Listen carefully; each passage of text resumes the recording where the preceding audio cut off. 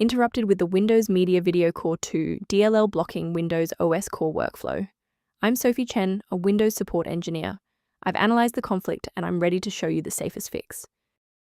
I've linked the primary utility for Windows Media Video Core 2 in the description to help you skip the manual fix. This is the Windows Media Video Core 2, an extension of the Windows Media Video stack that adds additional codecs and streaming behaviors required for modern high-definition WMV playback. It is especially relevant on Windows N editions that ship without bundled media components. Without this file, applications relying on the Media Foundation pipeline may fail when decoding H.264 or WMV sequences, often crashing during video intro playback because the required media transforms cannot be initialized. Since we've identified what's missing, let's try the official recovery method. This error usually appears when required graphics runtime components for Windows Media Video Core 2 are missing. Install the Microsoft DirectX end-user runtime to restore legacy DirectX libraries. Then update your graphics drivers if the DLL is GPU compute related. When a standard reinstall doesn't cut it, we move to advanced diagnostic steps to ensure the system is properly configured. A standard reboot clears out temporary memory conflicts and gives the Windows loader another chance to properly register the Windows Media Video Core 2 component during startup. Before you restart, bookmark this video or hit the like button. It makes it much easier to find this tutorial in your history so you can pick up exactly where we left off.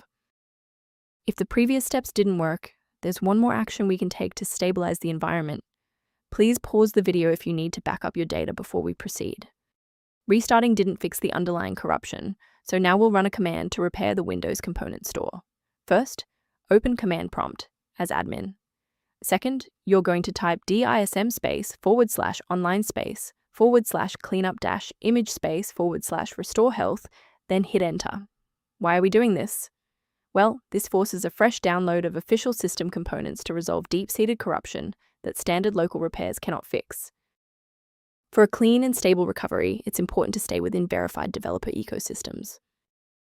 Do not compromise your computer's health by sourcing Windows Media Video Core 2 DLL from random internet mirrors, which often harbor hidden tracking scripts designed to bypass standard antivirus protocols. For a comprehensive approach to system health, I recommend incorporating a verified maintenance protocol into your routine. If your workstation feels less efficient, the resource below provides background information on managing Windows Media Video Core 2. If your workstation is back online and Windows Media Video Core 2 is running smoothly, please consider subscribing. It's the best way to support our mission of providing safe, reliable solutions.